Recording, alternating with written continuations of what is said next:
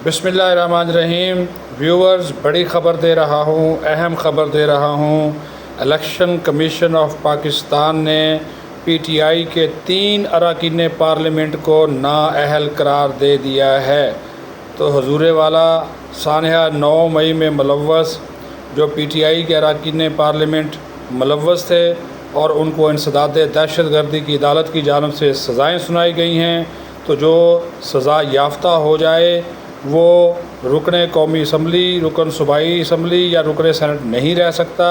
तो इसी वजह से इलेक्शन कमीशन ने अब से थोड़ी देर पहले PTI के 3 अरकान पार्लियामेंट को नाअहल करार दे दिया है और उनकी नाअहली का बाकायदा नोटिफिकेशन जारी कर दिया है।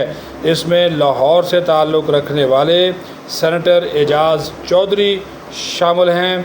इसके साथ साथ सूबाई असम्बली पंजाब से ताल्लुक़ रखने वाले PTI के अपोजिशन लीडर अहमद ख़ान बुचर शामिल हैं, यानी कि पंजाब असम्बली के अपोजिशन लीडर को नाअहल करार दे दिया गया है। इसी तरह साबिक़ स्पीकर कौमी असम्बली हामिद नासिर चट्ठा के जो साहबजादे हैं अहमद ख़ान चट्ठा, उनको भी नाअहल करार दे दिया गया है। वो तहरीक इंसाफ के जो सेंट्रल पंजाब के वो सदर थे, उनको भी नाअहल करार दे दिया है। चूँकि इन तीनों को जो है वो इंसदाद दहशतगर्दी की अदालत की जानिब से 10-10 साल की सज़ा सुनाई गई थी, और जब सज़ा याफ्ता हो जाए तो सज़ा याफ्ता रुकन सेनेट, रुकन कौमी असम्बली या रुकन सूबाई असम्बली नहीं रह सकता।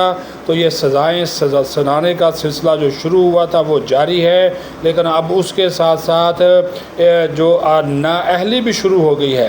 तहरीक इंसाफ के वो अरकान पार्लियामेंट जो कि सानहा 9 मई में मुलव्वस थे, उनकी नाअहली शुरू हो गई है।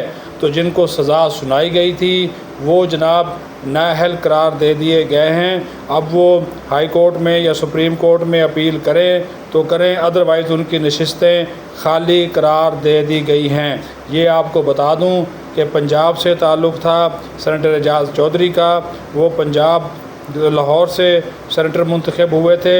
इसी तरह जो अहमद ख़ान बुचर हैं ये PP 87 मियाँ वाली से मुंतखब हुए थे, और जो अहमद ख़ान चट्ठा थे ये MNA थे मुंतखब हुए, ये हल्का NA 66 वज़ीराबाद वहाँ से ये मुंतखब हुए थे। तीनों को नाअहल करार दे दिया गया है और इलेक्शन कमीशन की जानिब से इसका बाकायदा नोटिफिकेशन जो है वो भी जारी कर दिया गया है। तो ये एक बहुत बड़ी ख़बर थी जो कि आपके साथ शेयर की गई है।